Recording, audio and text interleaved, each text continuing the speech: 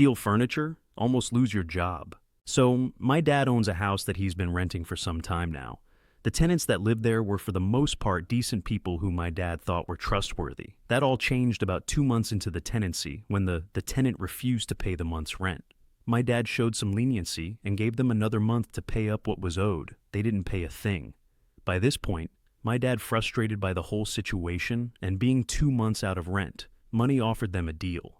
Leave the house ASAP and then only pay half the money owed. They countered with a different agreement. They would leave the house in a clean state with all of their furniture left behind as compensation. My dad, wanting to just be done with them, agreed. Cue to when my dad gets to the house, finding the place in a mess, with none of the furniture left behind, including the furniture that belonged to my dad in the first place. The 2 sofas that my dad owned were left behind, but they were trashed and left in the shed. When my dad confronted them asking for them to pay up the full amount that the furniture was worth, he was met with a promise of payment after 2 weeks, which he didn't believe, and when he requested they pay earlier, he was met with, "Good luck getting your money," followed by laughing emojis. This made my dad angry, and he decided that he wasn't going to let this slide.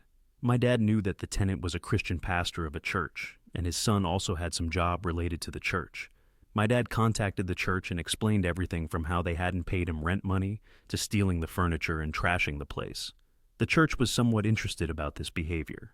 The next day, my dad gets an angry phone call from the tenant's son, cursing at him and asking him what he thought he was doing, contacting the church saying he was being unfair.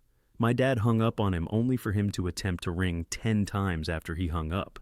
From what we could piece together, the church had told the pastor that if he didn't settle things with my dad, him and his son would lose their jobs.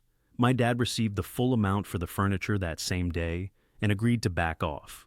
My dad later said it was never about the money, but the way this guy treated him and his values. My dad, being a Christian himself, was disappointed.